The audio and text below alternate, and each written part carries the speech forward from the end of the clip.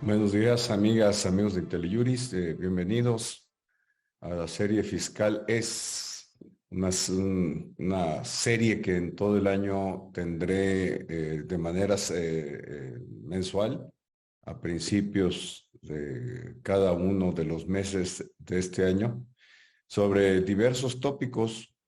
Hoy empiezo con las empresas fantasma. Pues ya ven que varios de ustedes saben que es así como casi de hobby lo tengo, pero en realidad es una inquietud que he venido alimentando, y algunos de los que veo que aquí participan han sido auxiliares míos, ayudantes, maestros en el entendimiento de este tema. No puedo decir complejo en su entendimiento, sino complejo en su combate. Sí, definitivamente ya las empresas fantasma son populacheras. Antes estaba destinado así como a un sector muy sofisticado, a ver quién compraba facturas para efectos fiscales. La entrada en vigor del artículo 69B del Código Fiscal de la Federación en enero de 2014, sin lugar a dudas, fue un impulso importante que tuvo el SAT para el manejo de minería de datos, y así hacer de manera más eficiente y con mayor impacto en volumen el combate a las empresas fantasma. Mm, Luego vino la reforma penal fiscal de enero de 2020, que acaba de ser declarada inconstitucional por la Suprema Corte de Justicia de la Nación, que en realidad lo que hizo fue desincentivar, con un eslogan muy bueno que manejaron el entonces Procurador Fiscal de la Federación y la entonces jefa del SAT, ahora ministra de la Suprema Corte, de se acabó la fiesta. Yo creo que esa fue la parte más relevante, una reforma forzada, innecesaria desde el punto de vista legal, para establecer la prisión preventiva oficiosa, que por cierto, aprovecho, voy a dar una plática de eso aquí. Ya hay una sentencia de la Corte Interamericana de Derechos Humanos que la tumba en México, ¿eh? Entonces la Suprema Corte pues tendrá que iniciar un expediente varios respecto del artículo 19, la prisión preventiva oficiosa en términos generales. Pero bueno, no me salgo del tema. Eh, la prisión preventiva oficiosa se ha tomado en México como una pena anticipada, y no ese es el propósito de la prisión preventiva oficiosa. Pero bueno, sigo hablando de lo mismo, ¿no? Estaba con la reforma penal fiscal de 2020, que tuvo como, sí logró el propósito de desalentar la compra de facturas para efectos fiscales. Eh, Después lo que sucedió es que en los años de 2021 y 2022, pues el SAT realmente no publicó EFOS, es decir, empresas que facturan operaciones simuladas. El año pasado, si acaso, fueron 7, ¿no? Entonces, realmente eso en el mercado, vamos a llamarle mercado de las factureras, se percibe rápidamente. Ya ha habido un auge, un resurgimiento de empresas fantasma para efectos fiscales. Hay empresas serias que han decidido mantenerse al margen, y hay otros que pues le siguen metiendo goles. En el sector de autotransportes es clarísimo el fenómeno cómo se está presentando. Pero les digo que las empresas fantasmas son populacheras porque pues ya cualquiera anda vendiendo facturas. La entrada en vigor del 69B en 2014 y luego la reforma penal fiscal de 2020, lo que hizo es que sí se desincentivó el, la operación de las factureras en el ámbito fiscal. No quiero decir que hayan desaparecido, ojo, porque no dicen es que no es cierto que desaparecieron. No, por supuesto que no desaparecieron.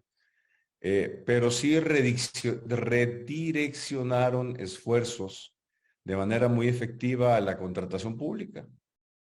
Y algunos de ustedes que me vean, nos estén viendo desde provincia, pues sí podrán dar testimonio de que las factureras, pues sí surgen como hongos por todos lados. Eh, sobre todo en donde está el dinero, ¿no? En las aportaciones federales, no quiero decir que en los contratos públicos que manejan las dependencias gubernamentales no se tengan, pero en los estados es muy claro y en los municipios que las aportaciones federales son el botín. Los estados están gastando, algunos estados, no todos, con empresas fantasma hasta lo que no tienen. El problema es que esto toma la manera de introducción, primero, y segundo, un comentario de contexto. Ando brincoteando de un lado a otro, van a perdonar ustedes, pero hoy no vamos a acabar, ¿eh? Tengo una presentación larguísima. Yo estaba muy en la fantasía de que podía cubrir todo.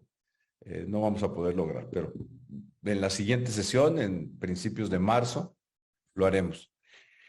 Les comentaba entonces que el artículo 69b, que establece un mecanismo que vamos a ver aquí al rato, la presunción, sí, una presunción que ahí se establece, solo opera para efectos fiscales. Es un 69b para efectos fiscales. En materia de contratación pública, es otra cosa. Ahí los entes y entidades públicas, federales, estatales o municipales, organismos desconcentrados, órganos constitucionales autónomos, etcétera, no son EDOs, es decir, empresas que deducen operaciones simuladas. Por lo tanto, sí se presenta el fenómeno de que los entes y entidades públicas se quedan sin... A ver, este paso es duro, es duro legalmente, es decir, es así como que intrépido, pero más o menos les platico el contexto. Cuando el EFO es publicado en la lista, bueno, pues los efectos el efecto general, retroactivo, retrospectivo, es que sus CFDIs no producen efectos fiscales. Si lo mandamos al tema de contratación pública, las leyes respectivas y los reglamentos, ley de obras y servicios y ley de prestación de servicios, arrendamientos, etcétera, establecen que el gasto del ente o entidad pública tiene que estar amparado por un CFDI, pero no hay CFDI por el EFO. Sin embargo, la presunción de que no produce efectos fiscales no puede ser una presunción de que el gasto público es ilícito. La erogación respectiva es ilícita. Entonces ahí tenemos un tema. Y por el otro, bueno, los CEFOS que se movieron a la contratación pública. Y por el otro tenemos que las empresas fantasma, este es un cambio de opinión que he venido manejando durante más de un año, casi 2 años. La vocación de las empresas fantasma es lavar dinero. Eso, sin duda. Bueno, porque tienen que extraer recursos de la evasión, producto de la evasión fiscal. Bueno, pues sí, pues es lo que se lava, ¿no? O bien del desvío de recursos públicos, pues también. Sin embargo, las empresas fantasmas se ven ahora en operaciones de narcotráfico, en economía formal, es decir, se está incorporando los recursos. Por ahí hay un caso muy famoso de, no voy a entrar en él, por supuesto, de huachicol de gasolina sin gasolina, ¿no? Puro lavado de dinero a través de gasolineras, manejo de efectivo. Huachicol de gasolina sin gasolina. Es espectacular realmente. Por eso les digo que ya es populachero la venta de facturas falsas, ¿no? En fin, les quiero presentar el cuadro general porque luego encontramos que las empresas fantasma pues andan apareciendo en tráfico de personas, tráfico de armas, en el narcotráfico, corrupción de empresas privadas también. Tenemos el caso de una famosa cementera en donde se utilizaron las empresas fantasma para que unos socios cooperativistas extrajeran recursos privados de la empresa. Debió tener una secuela fiscal, sin duda. Extraer recursos fiscales de la empresa en beneficio propio de los socios, en perjuicio de los otros socios. Es decir, de los ingresos de la empresa, pues se hicieron una parte, ¿no? Este es el objetivo principal, el efecto principal. Un efecto secundario es que le pegaron al fisco, seguramente, pero eso no fue el objeto de las acusaciones penales que están enfrentando algunos de los socios, ¿no? Entonces tenemos que las empresas fantasmas son poliédricas, ¿no? Y hay una sola herramienta que tiene el Estado mexicano, el gobierno federal, para hacer más eficiente el combate, que es un artículo, el conocido, que es materia de esta plática, el artículo 69B del Código Fiscal de la Federación. Vamos a poner un poquito en el contexto ese artículo, cuando surgió, por supuesto. Y hoy vamos a ver los precedentes, que lo que les voy a presentar es solo una parte de los mismos, porque ustedes me van a decir, los que sean expertos y conozcan el tema, van a decir, oye, pues es que aquí falta el precedente X, falta el precedente Y. Sí faltan, ¿eh? No están todos los que están, no están todos los precedentes. Nada más destaco de manera muy importante los de la Suprema Corte de Justicia de la Nación, que hay varios que le han dado duro unos le han dado duro al artículo 69B y otros que lo han respaldado. El balance es que el 69B es un artículo, lo adelanto, la conclusión es un artículo algo anacrónico, sin lugar a dudas, que se ha sabido sortear de alguna manera, pues hay mucho dinero involucrado por los factureros, se ha trabajado una iniciativa de reforma del 69 para actualizarlo en lo que corresponde a los tiempos que corren, pero también para actualizarlo en función de los precedentes y criterios que se han emitido por tribunales federales, en particular la Suprema Corte de Justicia de la Nación. Eso en el tema de los precedentes jurisdiccionales. Pero les decía, vamos a poner en contexto este artículo 69B, porque luego se confunde. Y ya he dado esta plática aquí, no me gustaría repetirla, se les llama empresas fantasma. Y hay una lucha importante en la Fiscalía Anticorrupción, la hubo en la Unidad de Inteligencia Financiera, quedan algunos funcionarios del SAT que le quieren llamar empresas fachada. Está bien. Eh, en México históricamente se le han llamado empresas fantasma y facturas falsas. Las empresas son reales, no son fantasmas. Y las facturas no son falsas, son verdaderas. Se emiten desde la plata. Los FDIs se emiten desde la plataforma del SAT. Pero digamos que ya incluso internacionalmente se les conoce como empresas fantasma. Lo que son fantasmas son muchas veces los accionistas, los socios y accionistas, y también son fantasmas los servicios y obras que proporcionan. Eso en realidad es lo que es fantasma. Pero voy de vuelta para el 69B. Antes, es decir, hasta el 31 de diciembre de 2013, el SAT combatía este tipo de empresas, por supuesto. Existen desde hace décadas en México y en el mundo, como les comento. ¿O qué creen ustedes que esas empresas que aparecen en paraísos fiscales y en los Panama Papers y eso pues son reales? Pues no, en realidad son empresas de papel que hacen las funciones de empresas fantasma, que ocultan el origen de los recursos. Pero en otros países, Europa, Estados Unidos, existe esta problemática. Lo que pasa es que se combaten y sí se encarcela a la gente. Aquí ni se combaten ni se encarcela a la gente. Hasta el 31 de diciembre de 2013 sí había la fiscalización. Me estoy quedando en la cancha fiscal.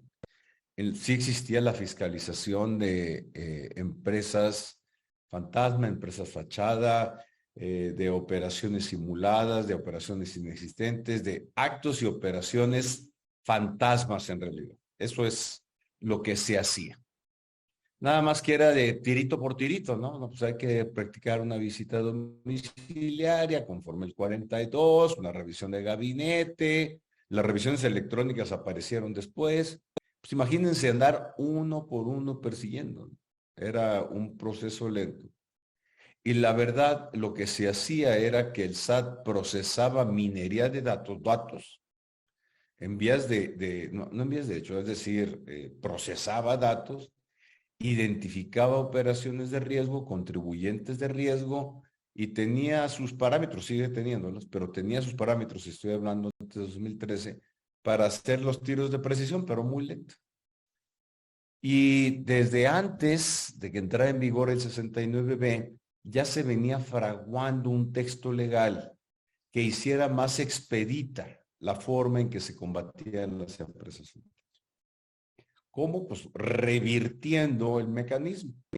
La verdad fue un paso, desde el punto de vista personal, un paso intrépido, porque implicaba una reversión, lo cual ha dado ciertos problemas constitucionales que la Secretaría de Hacienda ha sacado avante en la Suprema Corte sobre todo. Sí fue un paso intrépido, fue un paso que generó además conceptos extraños ahora, pues ya ni tan extraños, pero en su momento extraños como la materialidad de las operaciones, que se sacó de un artículo 69B y luego se generalizó a todo tipo de operaciones y de actos de fiscalización de las autoridades fiscales. Y que en tribunales, fíjense nada más, un concepto de materialidad de las operaciones que no tiene existencia fiscal ni existencia legal, ya se arraigó en tribunales, ya tiene un reconocimiento jurisprudencial. Digamos que de ahí salió, hay un tema de inseguridad jurídica en ese punto, delicado, que hay que atender en su momento. También, al revertirse el mecanismo, lo que sí se hizo es más eficiente el combate de las empresas fantasma. Por eso empezaron a salir las publicaciones. Y sí produjeron algunas consecuencias, no para los CEFOS, las empresas que facturan operaciones simuladas, sino para los CEDOS, empresas que deducen operaciones simuladas. Alguien tiene que pagar los platos rotos. Y si los EFOS traen prestanombres, o si los CEFOS traen identidades robadas, como el presidente López Obrador y su esposa, adelante lo comentaré en otro momento, si le robaron la identidad, o bien si traen identidades falsas, es decir, personas inexistentes, pues vaya problema lo que el combate de las empresas fantasma. Y hoy hay un problema detectado en el SAT de manera muy importante, lo que le llaman la trata de blancas. Es decir, señoras, fíjense, en el rango de los 40, 60 años, que van y les ofrecen cantidades menores para que se presten a operar empresas fantasmas, no operar, a constituir, a dar de alta, a inscribir en el Registro Federal de Empresas Fantasmas. En este del huachicol de gasolina sin gasolina, se presenta el caso. Entonces en el SAT dicen, bueno, pues es que es trata de blancas, ¿cómo vamos a perseguir a esa señora? Que le habrán, le pagarán, invento, 10, 12 mil pesos, 5 mil pesos mensuales, ¿no? Por estado de necesidad es que les llegan al precio fácilmente, pero esa señora no sabe nada, nada, de quiénes son los dueños de la pelota. Entonces, pues, voltean a ver a los EDOS, las empresas que deducen son los que pagan los platos rotos. De todo esto vamos a platicar jurisprudencialmente el día de hoy y la que sigue, y al paso que voy, ni siquiera la parte quería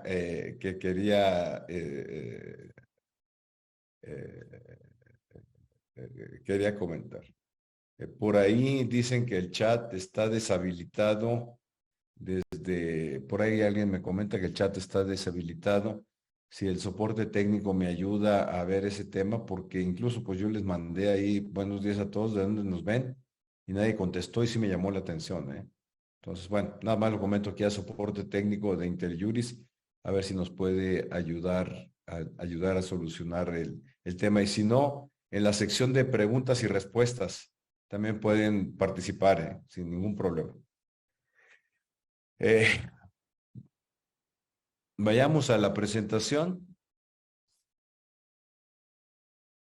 Las empresas fantasma y los tribunales. Hay quienes dicen empresas fantasmas y los tribunales. En realidad es empresas fantasma y los tribunales. Es el título correcto. Aquí en IntelliJuris ustedes se podrán encontrar en la biblioteca mucho material sobre el tema, mucho material. De las pláticas que he dado, empresas fantasma, evasión fiscal, empresas fantasma y corrupción pública. Todavía tengo pendiente de dar empresas fantasma y lavado de dinero. Es espectacular ese tema, ¿eh? Espectacular. Pero bueno, ¿cómo divago, verdad? Hoy me van a disculpar, pero como hacía mucho que daba una plática aquí en IntelliJuris, ando así como entusiasmado de más. Venga. Vamos a empezar por los EFOS, ¿no? Luego se confunde, se dice, EFOS son empresas fantasma. Y tendría que ser singular y plural, EFO o EFOS, o el EFOS o los EFOS, ¿no? Empresas fantasma, empresas que facturan, perdón, operaciones simuladas. Es un acrónimo que surgió en el SAT, ¿eh? Los EDOS son empresas que deducen operaciones fantasma. Si quieren simplificarlo, pues EFOS es empresas fantasma, pero no es exactamente lo que significa. A ver, este artículo 69, cuyo primer párrafo ustedes pueden leer en la parte inferior, ¿no? Lo que se hace en la gráfica, pues es descomponer o desagregar, no descomponer, desagregar el artículo para efectos de tenerlo presente y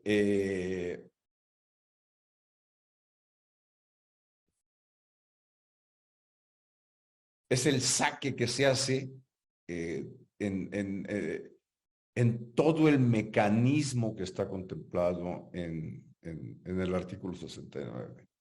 Fíjense cómo la redacción eh, en su momento fue satisfactoria, hoy ya no tanto. Va, a ver, pero leamos y luego lo comentamos. ¿Ven? Cuando la autoridad fiscal, pues el SAT, detecte que un contribuyente ha estado emitiendo comprobantes sin contar con los activos, personal, infraestructura o capacidad material directa o indirectamente para prestar los servicios o producir, comercializar o entregar los bienes que amparan tales comprobantes. Supuesto 1. Supuesto 2. O bien que dichos contribuyentes se encuentren no localizados, se presumirá, y aquí viene la primera presunción, lineal directa, la inexistencia de las operaciones amparadas en tales comprobantes. Voy a empezar por la presunción, porque esto es muy importante. Es el cambio que les digo yo, que fue intrépido, efectivo, estratégicamente bien colocado, la verdad. Que hoy no se utilice con la fuerza de vida es otra cosa, pero estratégicamente bien colocado. Intrépido porque sí fue una reversión de la carga de las pruebas. Tuvo sus tropezones, ya lo comentaremos, allá en 2018, en la primera sala de la Suprema Corte de Justicia de la Nación.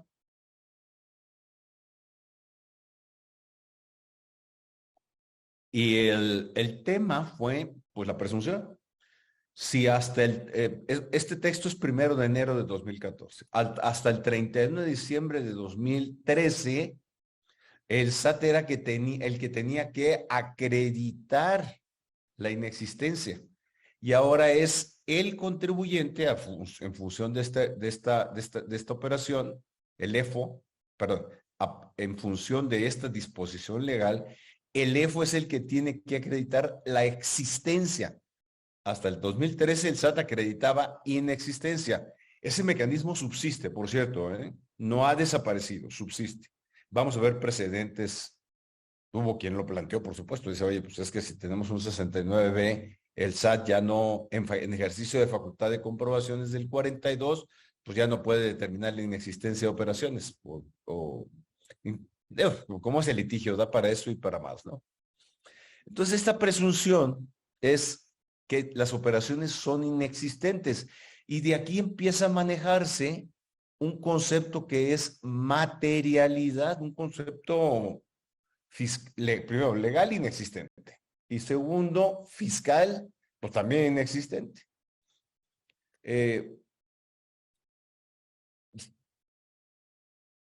La presunción de inexistencia, pues es una presunción legal que admite prueba en contrario, por supuesto. Más adelante lo vamos a ver, ¿eh? Nada más quiero primero desglosar este artículo 69b. Presumirá la inexistencia de operaciones. Y esto significa, conforme a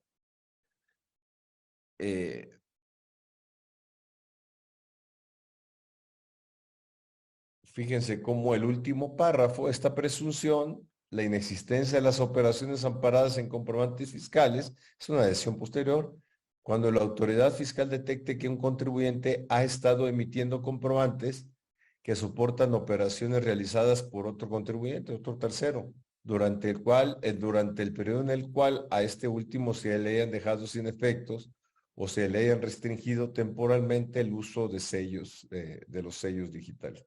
Aquí tengo una plática que di el año pasado sobre ese tema. A ver, primer supuesto,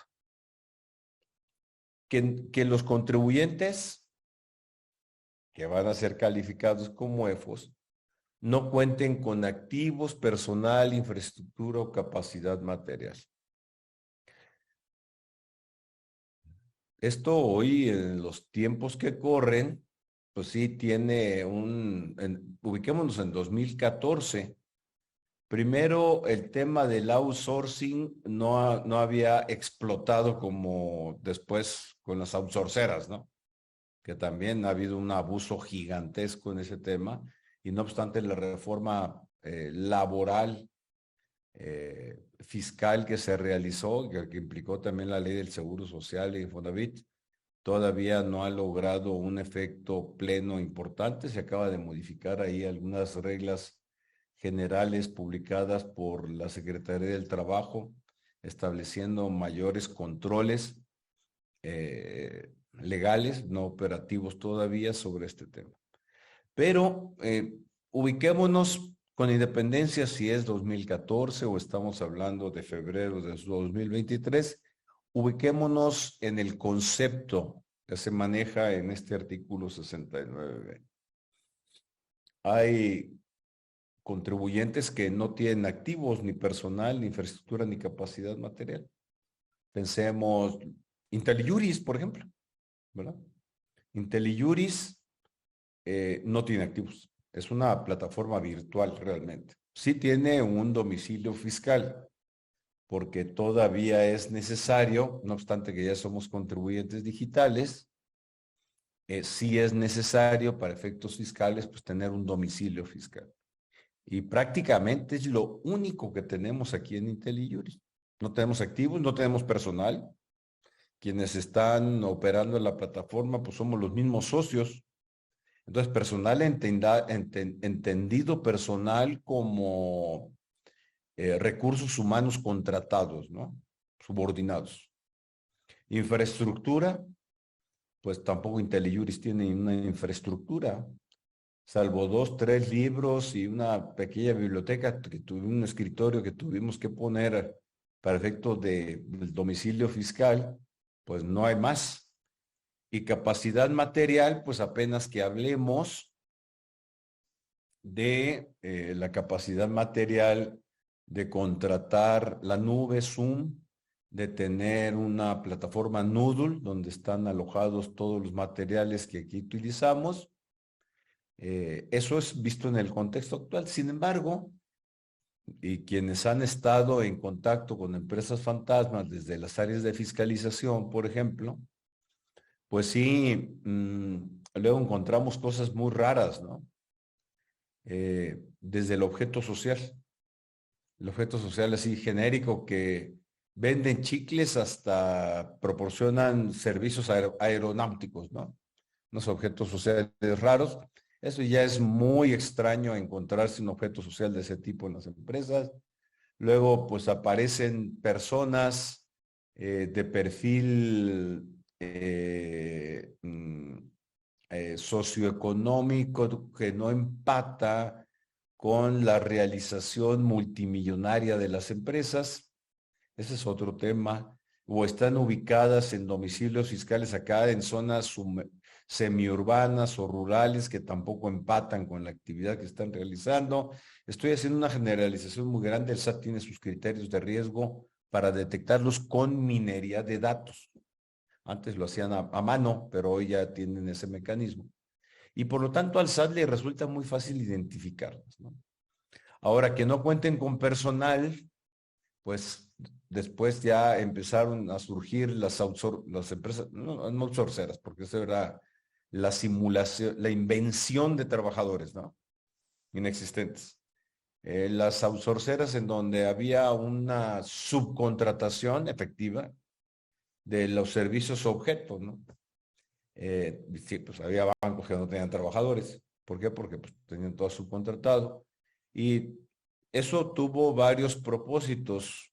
La subcontratación, ustedes lo saben, por un lado, evitar el pago de prestaciones sociales, vacaciones, evitar la antigüedad de los trabajadores, cada año eran cambiados de empresa, evitar el pago de la PTU también, la toparon, pero de todas formas pues era el evitar el pago de la PTU.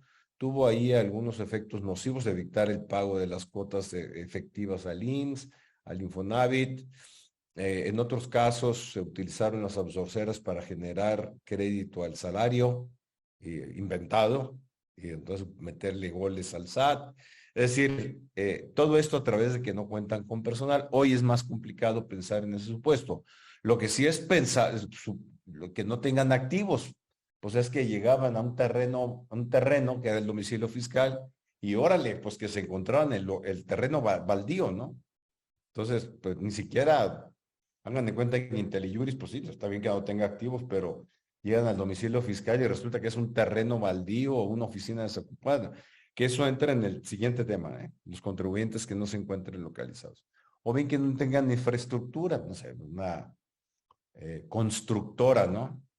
Que hoy hay un problema con las constructoras, porque en realidad no son constructoras, son empresas de logística en construcción. Pero hagan de cuenta que una constructora, pues que no tenía los implementos directos o indirectos, eso es la palabra que ahorita también hace ruido, pues para realizar los servicios de construcción, ni la capacidad material, pues entonces, pues, si no tiene recursos humanos, todo es con obra, activos o personal o infraestructura o capacidad material. Pues entonces, pues realmente, pues era una empresa simuladora, una empresa de papel y resultaba que facturaba millones de pesos. Acabo de dar una plática muy interesante sobre este tema al Colegio de Notarios de bueno, a los notarios del país, a través de una organización ahí muy interesante. eh, Eran varios cientos de notarios en todo el país, muy interesante. Y ahí se les carga la mano a los notarios públicos en relación con la constitución de empresas. Pues sí, por ahí debe haber algún arroz prieto, ¿no? En toda la sopa, pero ellos tienen dos buenos argumentos que creo yo que hay que atender de defensa. Sí hay que atenderlo, ¿eh? Tengo muchos cuates notarios y por eso, y por aquí veo que hay algún notario amigo, ¿no? Fíjense, dicen, primero, el servicio notarial es un servicio público, no se puede negar. Entonces llega alguien a la notaría a constituir una empresa, pues no le puede decir, no, pues es que, ¿sabes qué? Te veo así como de clase socioeconómica inadecuada, ¿en función de qué primero? Pues es discriminatorio, totalmente discriminatorio, y por lo tanto creo que tú no puedes constituir una empresa. Pues, pues, pues eso no lo puede hacer un notario. Definitivamente no. Segundo, dicen, oye, pues bien y constituyen la empresa, pues 50,000 pesos. No, no viene a decir, oye, vengo a constituir la empresa con 1,000,000,000 de pesos de capital. Y ese es primer elemento de defensa. Y segundo, oye, yo me atengo también al alta que se da en el SAT de este propio contribuyente, esta empresa que se está constituyendo. Entonces, ahí hay otro mecanismo de seguridad. Yo creo que los notarios, pues, podrán tener una responsabilidad cuando lo constituyen las empresas en donde aparece Andrés Manuel López Obrador y su esposa, doña Beatriz Gutiérrez Müller. Ahí sí estaba medio cañón, ¿no? Yo creo que se constituyeron 23 o 27 empresas, incluso el presidente López Obrador lo denunció en una mañanera, ¿no? Por ahí de octubre del 19, fines de octubre del 19, principios de noviembre del 19. Eh, eh, sí hay un tema. Bueno, ya algo, probablemente ustedes ya me han escuchado. Un ex jefe del SAT, siendo jefe, le robaron la identidad en Zapopan, Jalisco, y constituyeron 83, 87 empresas fantasma en Jalisco.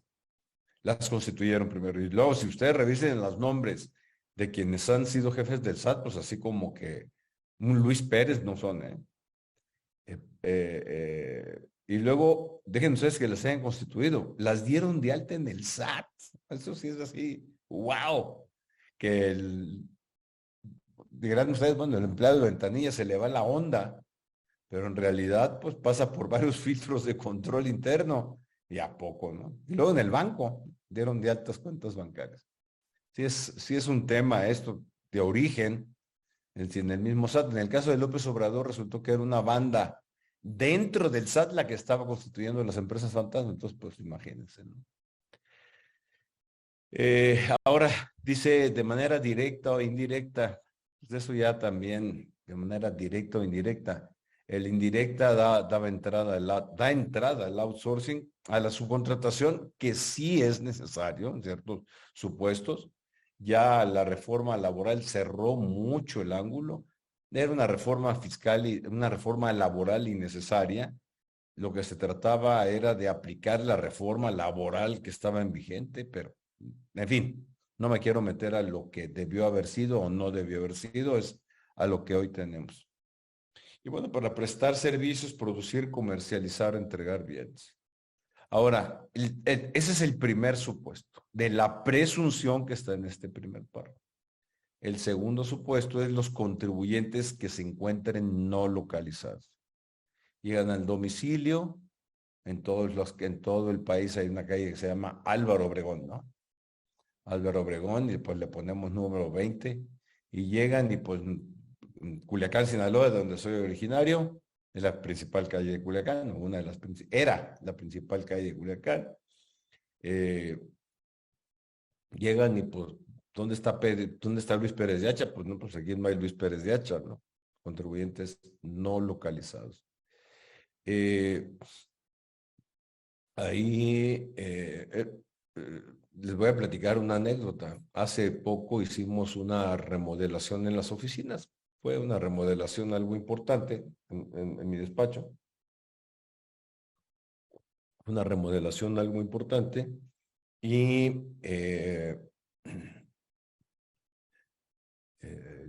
contratamos un ingeniero.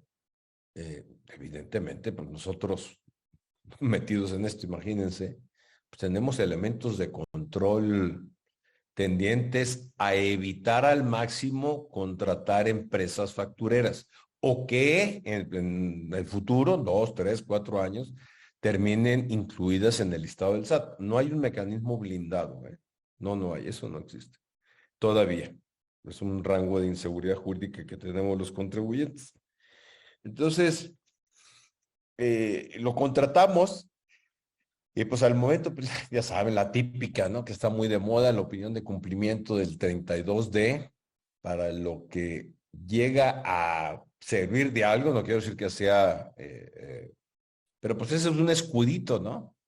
Frente a una publicación en el listado del 69B en 2, 3 años, pues tiene un escudito. Y bueno, no, pues armamos el expediente ahí para acreditar materialidad. Y, en fin, pues ahí está. Entonces le pedimos y pues cuando nos da la constancia, hacemos lo básico nosotros, ¿eh? Lo mero básico. checamos el domicilio fiscal. Bueno, pues entonces el domicilio fiscal para quienes son de la Ciudad de México, pues era acá en Chalco, ¿no? No sé, la empresa de ingeniería. Pues ya que desde que aparece Chalco, no sé qué símil puede establecer. Aquí veo que hay amigos de Hermosillo, em, de Culiacán, no sé, un barrio acá perdido realmente, ¿no? Una barriada.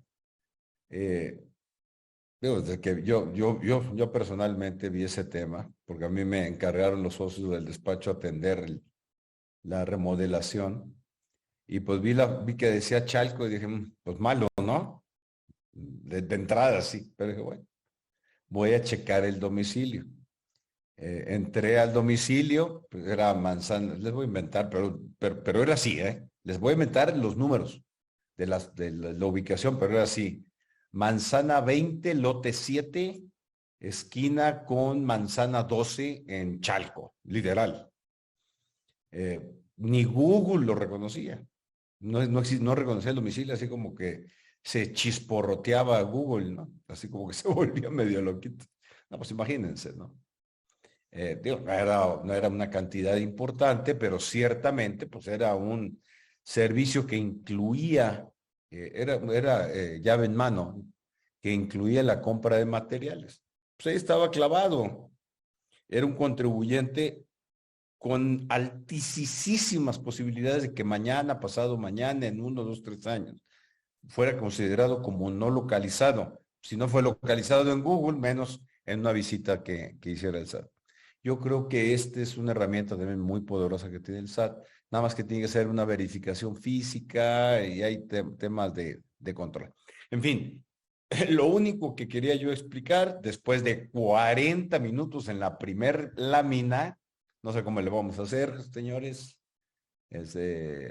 compañeras que nos acompañan para avanzar en este tema, pero luego me pico, me van a perdonar, me pico con el tema. Lo que quería destacar aquí es la presunción. Esto es no contribuyentes, donde ustedes vean un asterisco, hay un texto legal o un criterio. Se consideran como no localizados. No hay un concepto legal bien, porque hay una discusión si son en tribunales, si son no localizados o no localizables. Y esto es en relación con este texto del 69B. Pues luego ya ven que nos metemos al litigio, andamos rascándole por todos lados, ¿no? Se encuentran no localizados o no localizables. Y luego por ahí anda la idea de que, interesante, que cómo le vamos a poder llamar o no localizados o no localizables, ojo, a los contribuyentes todos prácticamente, que tenemos buzón tributario, con 2 medios de contacto, mail y celular, al menos, ¿no? 2 medios de contacto al menos. Entonces, ¿cómo se puede decir que somos no localizados si estamos localizables o estamos localizados a través de buzón tributario? Pero bueno, ese es un gran punto. Que no esté localizado físicamente, pues es otra cosa. Yo estoy localizado, entro en mi buzón tributario, esta plática la estoy dando no desde mi oficina, la estoy dando desde mi casa, en la biblioteca. Aquí estoy localizado y por buzón tributario ahorita me llega y ¡ping! Bota en el medio de contacto mi celular. Yo tengo habilitados correo electrónico y celular. Entonces me llega, pues, estoy localizado. En fin, ya me detuve otra vez, ya había avanzado un poquito, pero bueno. ¿Qué es el 69B? Y aquí empieza así como que ha empezado y se ha fraguado. Oigan, veo que tengo varias preguntas y comentarios en chat. Buenos días, licenciado Pérez de H, dice Carlos Antonio García Soto. Un gusto, Carlos, saludarte. Lo he escuchado varias veces en la caguama jurídica. Bueno, Hermosillo, Sonora, sé que estás en Hermosillo, por supuesto. Buenos días desde Cuernavaca, excelente ponencia. Me gusta que Guadalupe Bendaño siempre me echa porras. A ver, en la sección de preguntas y respuestas, perdón. Ya quedó. No, a ver, pero aquí es donde para mí empieza lo entusiasmante, ¿no? Desde el punto de vista jurídico y los precedentes procesales, desde la óptica de los tribunales. A ver, fíjense nada más.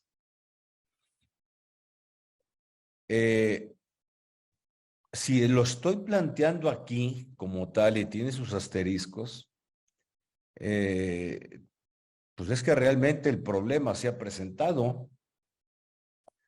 Voy a empezar con el que está en medio de la izquierda. Si el 69B es una facultad de comprobación. Y aquí vamos a hacer una gran separación, grandísima, que es otra de las cosas que amerita actualización el 69. A ver si logro explicarme. Algunos de ustedes lo van a captar perfecto, por supuesto. Oigan, vamos a hacer un receso ahorita unos 5 minutitos, ¿no? Para agarrar aire. A ver, cuando pongo yo aquí es una facultad de comprobación o bien es una facultad de comprobación del artículo 42 del Código Fiscal. ¿Qué quiere decir esto? Que el artículo 42 pues trae varios mecanismos, vamos a llamarle de fiscalización, lo que coloquialmente se llamaba antes pues de auditoría, ¿no? De hecho, hay una Administración General de Auditoría Fiscal que aplica esas facultades de comprobación. No solo eso, las facultades de comprobación. Pues ahí lo típico antes, pues eran las visitas domiciliarias. Incluso por ahí tengo un librito un librito, una monografía sobre las visitas domiciliarias, construido precisamente en función de precedentes jurisdiccionales. Pues ya, eso, en materia fiscal federal, pues está así como, no quiero decir desmodado, por supuesto, pero son procedimientos muy lentos, favorece el contacto de auditores con auditados, con contribuyentes, contacto personal, me refiero. Está en las revisiones de gabinete, que son revisiones de amplio espectro. Está en las revisiones electrónicas, que bueno, pues esos ya son tiros de precisión, con base en la minería de datos que realiza el SAT y la información que mantiene. Que tiene el SAT, acordémonos de algo, si algo tiene el SAT es información nuestra, ¿eh? Impresionante. Ustedes pueden decir, no, pues es que el SAT me le oculto, pues sí, no verá lo que compramos o los servicios que recibimos y que no se nos dan CFDIs, comprobantes fiscales digitales por internet. Pero tiene todo lo nuestro, todo, servicios de luz, servicios de telefonía, la información presentada por terceros con los que realizamos operaciones, las cuentas bancarias que tenemos, está el registro desde donde pagamos los impuestos, en los FDIs aparece mucha información que es clave, que está inserta ahí en todas esos numeritos, ¿no? Alfanuméricos, esas cadenas, ¿no? Que tienen. En fin. Entonces, digo, cuando llega una carta de invitación, que ya no les llaman así, ahora les están llamando exhortos, pero en realidad, pues, son exhortos que están apoyados en otro artículo, es como decirte, pues ya te vi, ¿no? O cartas de invitación, pues ya te vi, aguas, ahí voy, ¿no? Pero ya me volví a ir. Vengo para facultades de comprobación. Perdónenme, perdón. Estas son las facultades de comprobación. Se armó un debate muy interesante en su momento, resuelto por la primera sala de la Suprema Corte de Justicia de la Nación en una sentencia muy mala respecto de la cual no se publicaron tesis. Ahí les va. Se dice, oye, el procedimiento del artículo 69B respecto de los EFOS es una facultad de comprobación, es decir, se tiene que tramitar como visita domiciliaria, como revisión de gabinete, Es decir, se dice, oye, para seguir el procedimiento del artículo 42, para utilizar este primer párrafo del artículo 69b y por lo tanto acreditar que no hay activos personal, infraestructura o que el contribuyente no esté localizado, tenemos que ejercer una facultad de comprobación del 42, o bien la que les dice visitas domiciliarias, revisiones electrónicas, etcétera, o bien es una facultad de gestión del artículo 63 del Código Fiscal de la Federación, que tiene es un procedimiento administrativo, ¿eh? Ahorita vamos a ver, que es un procedimiento administrativo, nada más, pero cuyo punto de partida es el manejo de minería de datos del SAT. Esa es la gran diferencia. El SAT procesa minería de datos y conforme a criterios de riesgo dice, aquí agarré a Luis Pérez de Hacha, que es fantasma. Pérez de Hacha SADCB. También hay personas físicas que se entienden factureras. La persona física existe. Nada más que pues, sus servicios y obras son simulados, ¿no? Entonces se dice, bueno, y es del 63 del Código Fiscal, por lo tanto, con minería de datos, con un procedimiento fast track, ahí se contempla, en donde se da intervención al contribuyente para que manifieste lo que a su derecho convenga, una intervención algo limitada, había que afinar ese artículo también, el 63. Entonces, hay quien planteó que el artículo 69b, pues en realidad exige que se ejerce una facultad de comprobación del 42. Y miren cómo el Tribunal Federal de Justicia Administrativa emitió este criterio. Y concluyó que el artículo 69b no constituye una facultad de comprobación de obligaciones fiscales de los contribuyentes. Leen lo que está marcado en amarillo y dice en pocas palabras que el procedimiento del artículo 69b es independiente y autónomo. Por lo tanto, se trata de un procedimiento que tiene finalidad diversas y son independientes. El 69b no se encuentra relacionado ni guarda dependencia con el artículo 42. Este fue un criterio muy, muy importante, marcó pauta. Y si es un procedimiento administrativo. Primero, el A, que se trata de un procedimiento que está destinado a los CEFOS, contribuyentes que emiten comprobantes fiscales que amparan operaciones inexistentes, simuladas. Y B, para los CEDOS, que han dado efectos fiscales. Y luego a esos y concluye, ¿no? Esta es otra de la primera sección de la Sala Superior del Tribunal Federal de Justicia Administrativa. Y la conclusión es que el 69b establece dos procedimientos.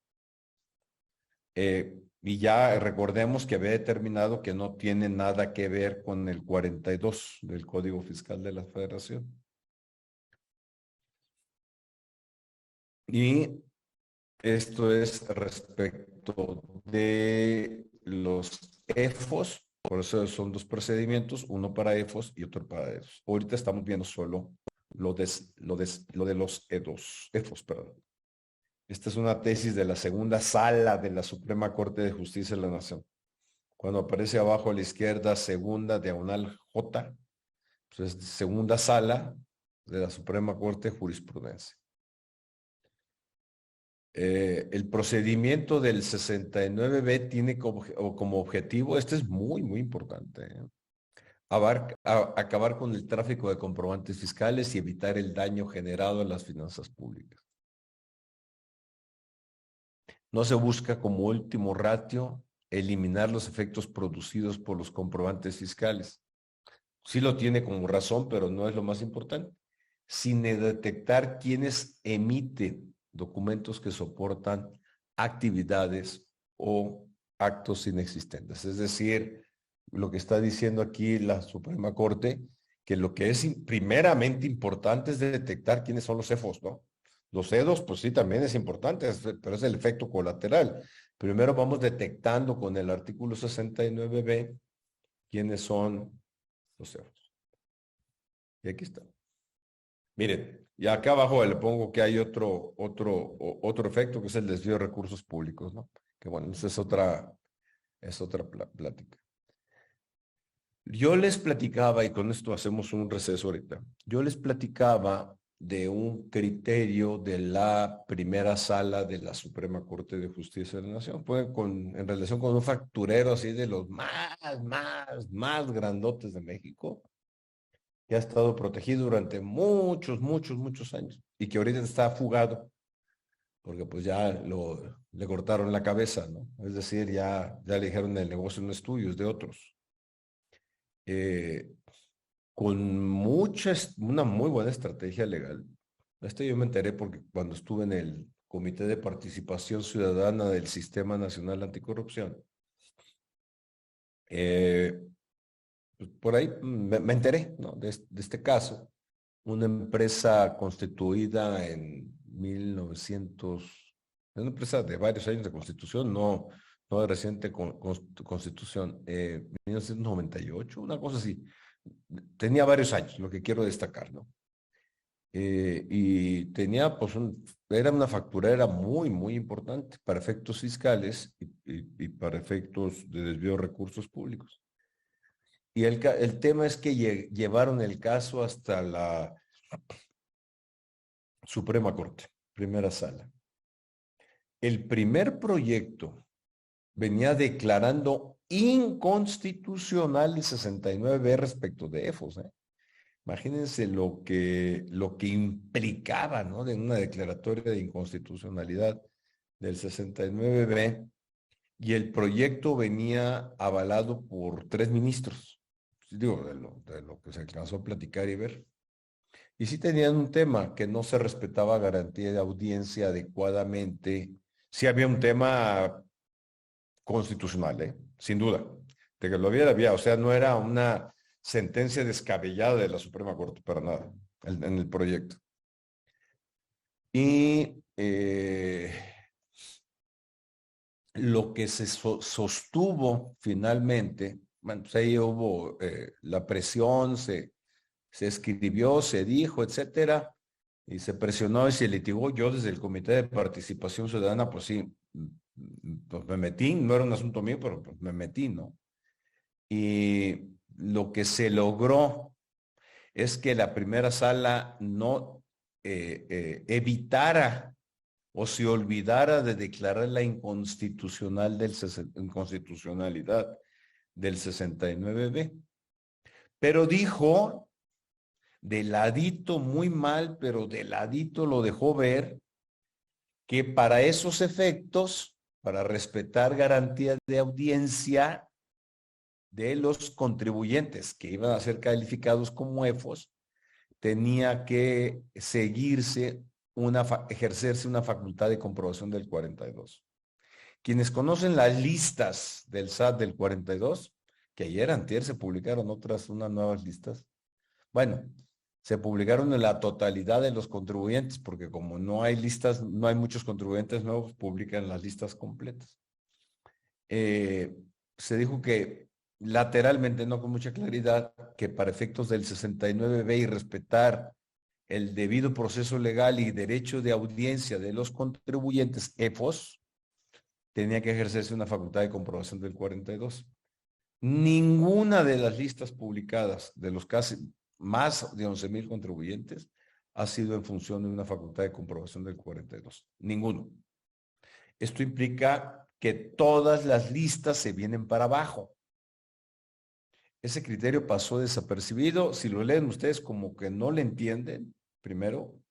Y segundo, pues no se publicaron tesis. Entonces resulta ser que fue un criterio particular ad hoc para esa facturera, que quedó definitivamente blindada para siempre,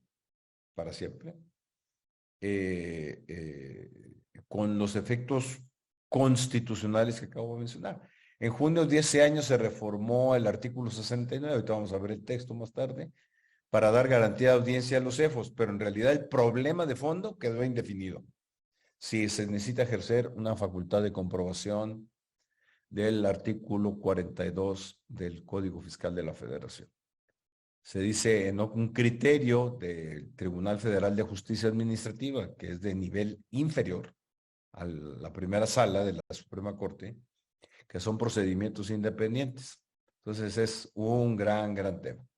Pero bueno, jóvenes, aquí hacemos un pequeño receso y nos vemos, pues son 6:58, nos vemos en unos 3, 4 minutitos, ¿va? ¿Sale? Ahorita los veo entonces. Gracias.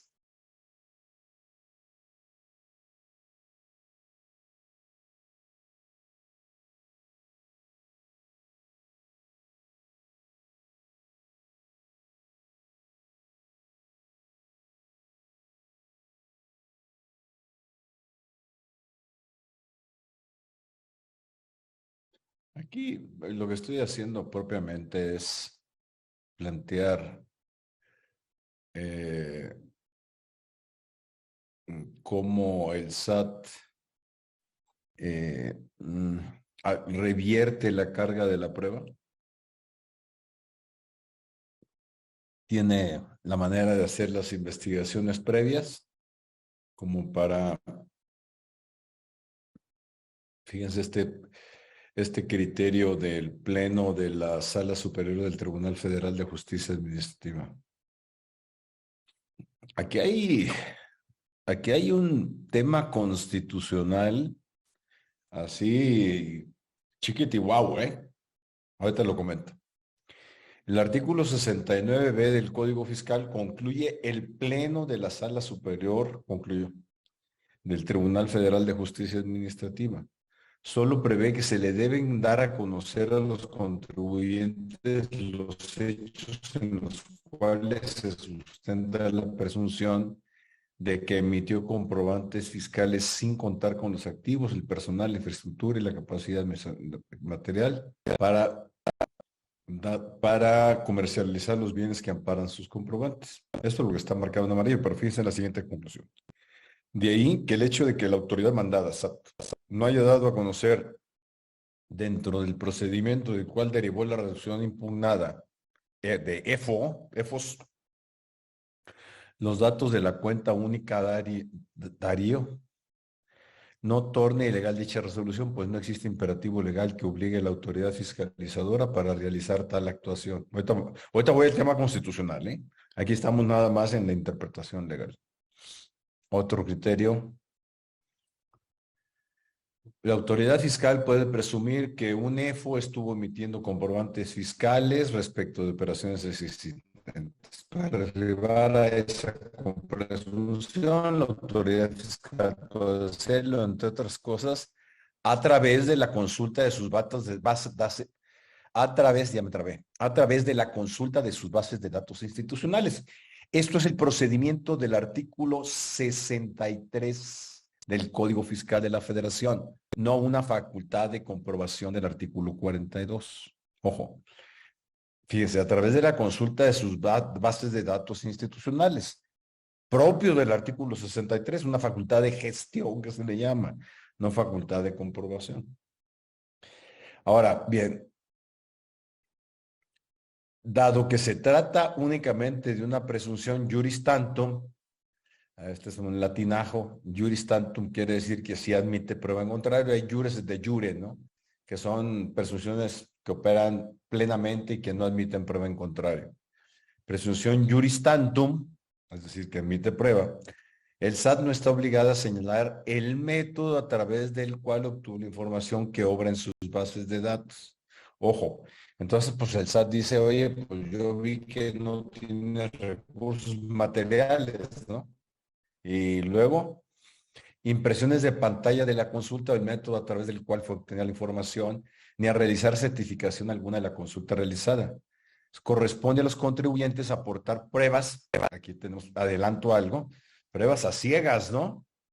A través de las cuales acrediten fehacientemente la materialización de los operaciones sujetas a presunción. Ojo, capten aquí que se está pidiendo aportar probanzas de materialidad. Ojo.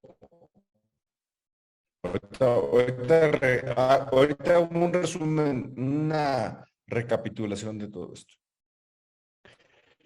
Tribunal Federal de nueva cuenta, primera sección de la Sala Superior. Del 69B, cuando se dan a conocer al contribuyente hechos que constan en expedientes o documentos proporcionados por otras autoridades, la autoridad no se encuentra obligada a otorgarle de forma adicional el plazo de 15 días que establece el artículo 63. Ya que el procedimiento que establece el 69B, fíjense aquí cómo está, ¿no?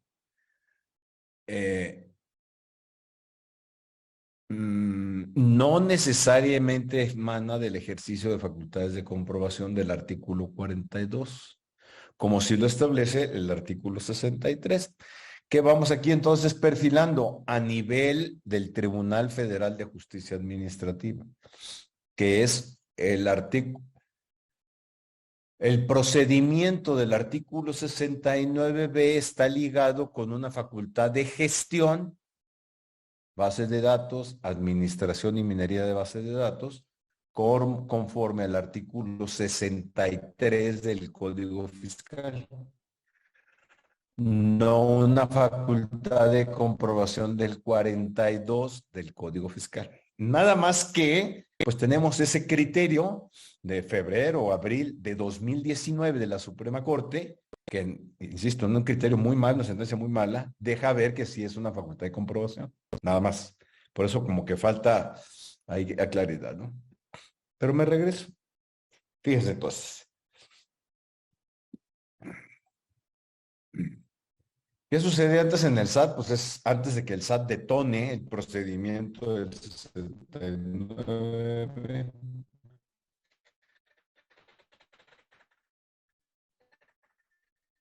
Entonces, el SAT, pues, procesa, lo que hace es procesar toda la información que tiene. Y lo que sucede en realidad es que el SAT, para el EFO, pues nada más les dice, conforme te publicó, ahorita vamos a ver el mecanismo, primero como presunto, te podrás defender y luego ya como definitivo y te defiendes. Pero, y aquí está el elemento de constitucionalidad que queda implícito o que está en duda respecto de EFOS, respecto de los EDOS, cuando lo veamos, por las situaciones más peor, iba a decir, ¿no? Es más dramática. Respecto de los EFOS, es que la defensa es a ciegas. Y ojo, aquí viene el tema.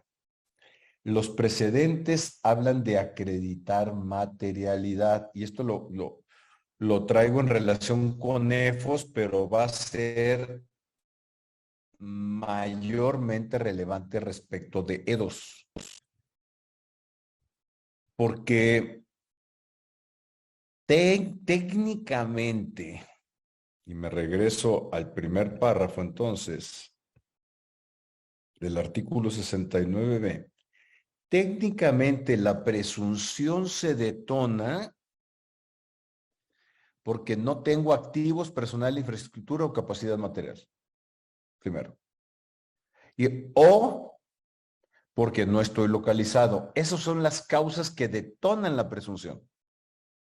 Para el EFO, les digo, la situación del EDO en este tema da más elaboración todavía. Pero respecto del EFO, no es que el EFO tenga que acreditar materialidad constitucionalmente hablando,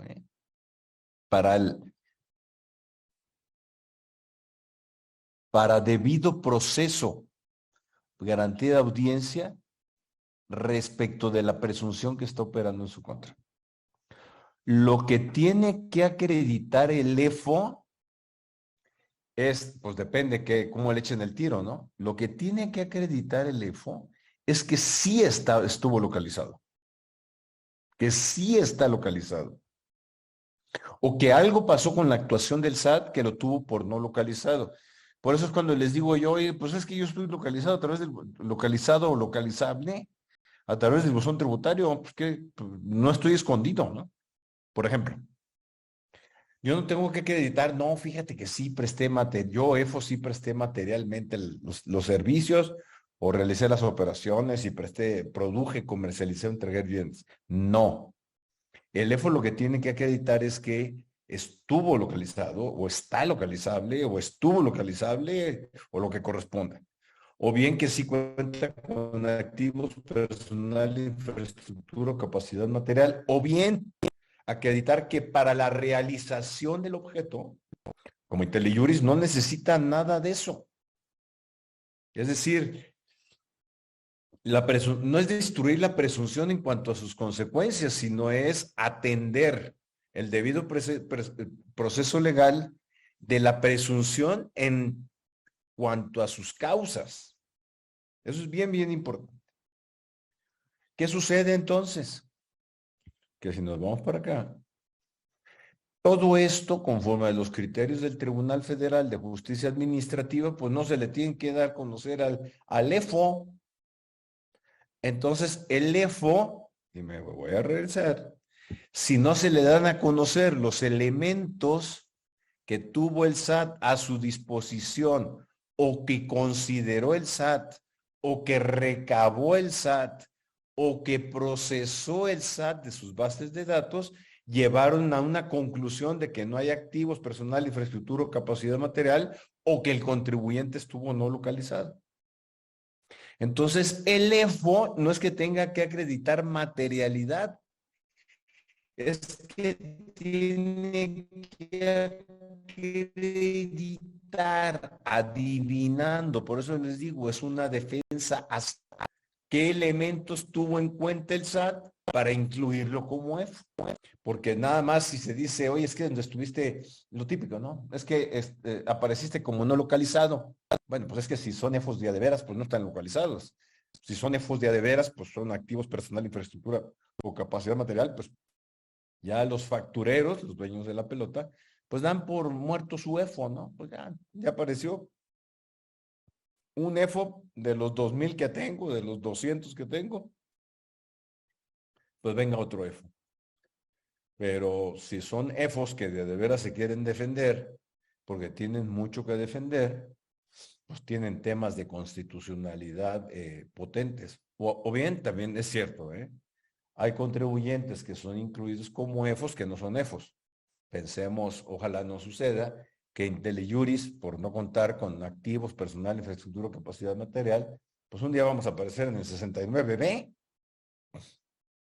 Es un tema, que yo tengo presente y lo comento con los socios con frecuencia. No con frecuencia. De vez en vez, pues tampoco se trata de asustarlos. Y también porque hay la seguridad, la convicción de que existimos, ¿no?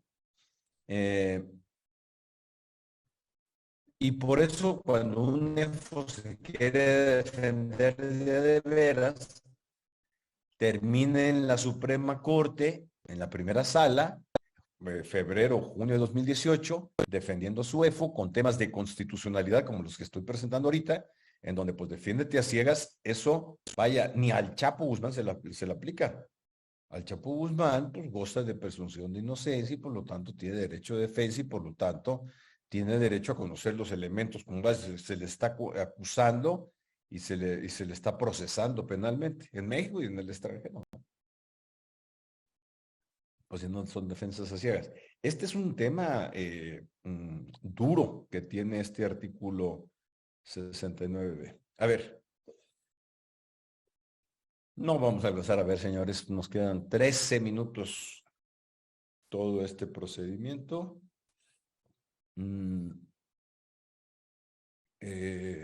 Todo este material se les va a entregar, ya que terminemos las exposiciones correspondientes. Fíjense con todo las posibilidades que genera para los EFOS el artículo 69b. Lo vamos a ir descomponiendo, por supuesto. Este es aquí vamos a ver el segundo párrafo del artículo 69b. El primer párrafo, ya lo hemos comentado ampliamente, pues son las causas o los elementos que se consideran, los dos bloques, ¿no? De elementos que se consideran para la presunción de que las operaciones que realizan los CEFOS son inexistentes. No contar con activos, recursos, materiales, humanos, etcétera, o bien no estar localizados. No, repito lo mismo. Segundo párrafo del 69b.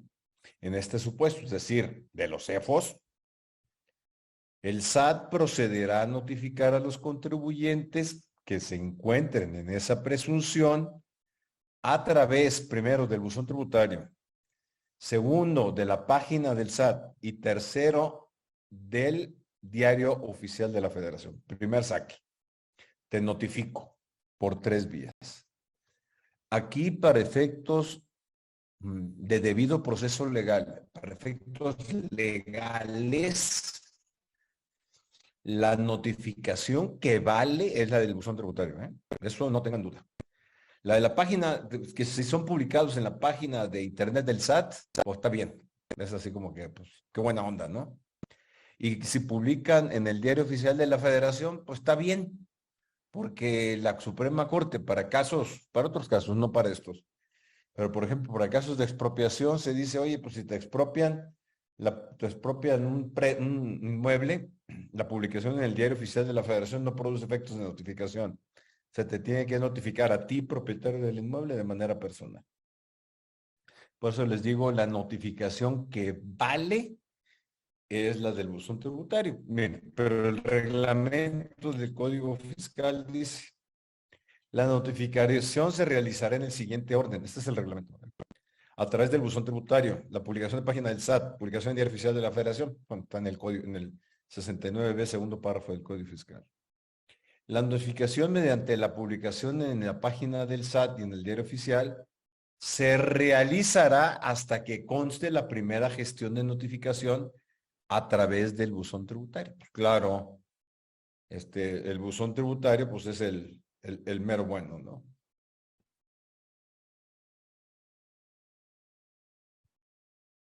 Las reglas generales del SAT de este año.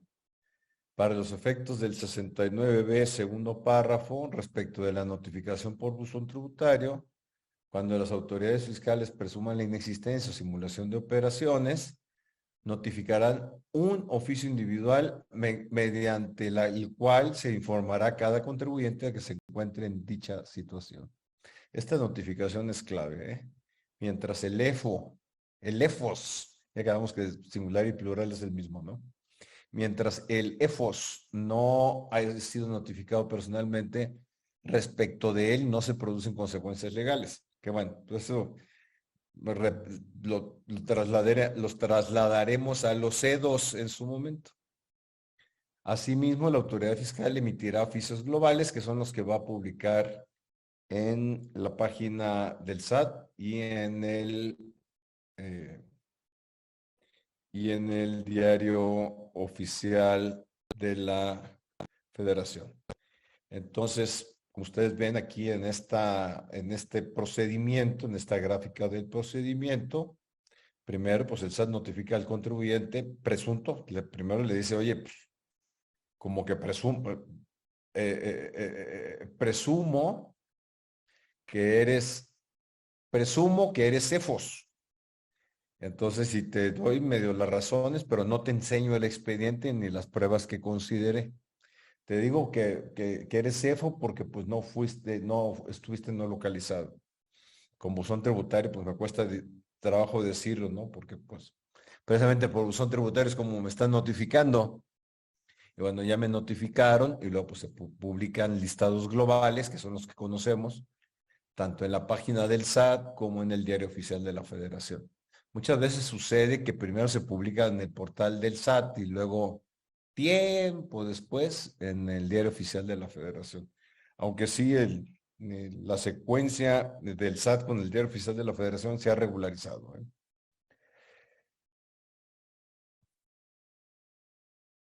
Y luego el EFO, ya dijimos que se le va a notificar y se va a publicar en el Diario Oficial, ¿no? En la página del SAT, con el objeto de que aquellos EFOs puedan manifestar ante el SAT lo que su derecho convenga y aportar la información que consideren pertinentes para desvirtuar los hechos que llevaron a la autoridad a notificarlos. Para ellos, los contribuyentes interesados contarán con un plazo de 15 días contados a partir de las últimas de las notificaciones que se hayan efectuado. Y esto aquí se pone bien interesante, ¿no? Para que expongan los EFOS expongan lo que a su derecho convenga y aporten la documentación e información que consideren pertinentes para desvirtuar, y me regreso al primer párrafo, no la materialidad, los EFOS, no, para desvirtuar que estuvieron no localizados o para acreditar que sí tienen recursos humanos y recursos materiales, etcétera, para prestar o comercializar los bienes o comercializar bienes, prestar servicios, comercializar y producir bienes y servicios. Eso es lo que se tiene que desvirtuar, no la materialidad de las operaciones. Nada más que pues lo que a mi derecho convenga y aporte la documentación, sí va un poquito a ciegas porque pues no tengo los elementos documentales completos satisfactorios del SAT para hacer eso.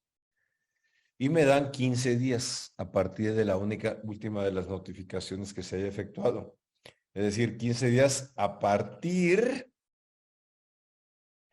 de la publicación en la página del SAT y la publicación en el Diario Oficial. No necesariamente, que no son notificaciones formales. Aquí es en donde surge una zona de penumbra. No en función de la notificación del buzón tributario, que es lo que primero se debe realizar. Entonces, digamos que el contribuyente EFO, pues sí válidamente puede acomodarse 15 días de que recibe el buzón tributario, o bien 15 días a después de que se publicó en el Diario Oficial de la Federación. Ahí hay una zona también medio gris, ¿no? Vamos otra vez a las reglas del SAT. Los contribuyentes podrán manifestar lo que a su derecho convenga y aportar la documentación e información que consideren permanente dentro del plazo de 15 días, computado a partir de la última de las notificaciones que se hayan efectuado, siendo esta la publicación que se lleva a cabo a través del Diario Oficial, en términos del 69B del Código Fiscal, y cuál es la ficha de trámite que debe utilizarse. Ahora, aquí estamos otra vez en el segundo párrafo del 69B. Esta fue la reforma, este artículo se reformó como consecuencia del criterio de la de la sentencia, esa sentencia chafa que les digo, de la primera sala de la primera sala de la Suprema Corte, que sostuvo que no se respetaba garantía de audiencia satisfactoria para los EFOS y que la única forma de satisfacerla, lo deja ver de ladito, aunque no así de expreso. Sí venía eso en el primer proyecto que declaraba inconstitucional el 69B. Lo declaró inconstitucional por falta de garantía de audiencia. Hicieron una interpretación conforme, bueno, pues se te va a respetar garantía de audiencia si te vas por una facultad de comprobación del 42. Lo que se hizo en el SAT fue reformar este segundo párrafo para dar estos 15 días de defensa expresamente a los contribuyentes como garantía de defensa y debido proceso legal. Lo que pasa, pues es que todavía quedó intocado el tema de si se tiene que hacer aquí 42 del Código Fiscal. No sé si me explico. Entonces, digamos que todavía este tema está pendiente, sumado al hecho de que no hay un derecho de defensa pleno de los CEFOS porque pues pues, no conocen el expediente.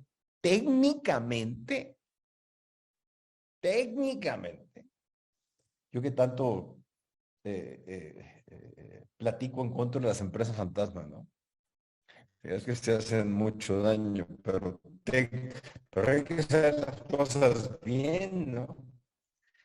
Técnicamente, lo que se debería de hacer es, fíjense nada más el extremo al que llego, pero bueno, lo técnico constitucional así es, ¿no?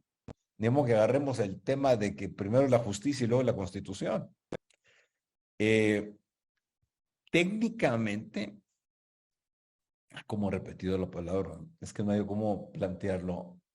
Lo que tendría que hacerse es que además de que sea la resolución, este saque, ¿no? Que hace el SAT para que el EFO se defienda, manifieste lo que a su derecho convenga respecto de las causas de la presunción, no de los efectos de la presunción. El EFO no, repito una vez más, el EFO no tiene que acreditar materialidad, tiene que desvirtuar las causas de la presunción. Pero para desvirtuarlas debe conocer bien todos los elementos que tuvo a su disposición el SAT. En pocas palabras, en poquísimas palabras, el EFO tendría que tener a su disposición el expediente, a la vista y a su disposición, el expediente administrativo en el que se apoyó el SAT. Fíjense nada más lo que estoy diciendo, ¿eh? Pero bueno, pues así es. Por ejemplo, además de que sea una resolución debidamente fundada y motivada, y si se trata de elementos que forman parte de la contabilidad del contribuyente, pues bien, el SAT puede decir, bueno, pues estos papeles ABCD 1, 2, 3 están en tu contabilidad y por lo tanto lo conoces. Ahora, estas informaciones son DIOTs presentados por X y Y contribuyentes y pues también tú debes de conocerlo. Pero además, pues yo realicé esta diligencia y la hice en tal domicilio, en tal fecha y por lo tanto, aquí está el acta, ¿no? Está el acta donde apareces que estás no localizado, físicamente no localizado en tu domicilio fiscal, aunque estés localizable a través del buzón tributario. En fin, eso es lo que yo considero. Evidentemente, pues aquí caben muchas opiniones. Oigan, tenemos que cortarle, son 9:30. Atiendo aquí comentarios, chatear. Sí, me pregunta Guadalupe Bendaño, este material se los voy a compartir, las diapositivas y todos los extras que aquí aparecen con asterisco, lo van a tener ustedes de disposición. Verónica Padilla, gracias Verónica.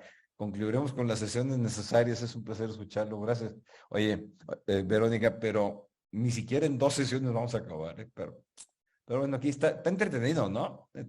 Si le encajamos el diente a lo jurídico y le quitamos la espectacularidad, sí da para mucho, como esto que le estoy diciendo de los cefos.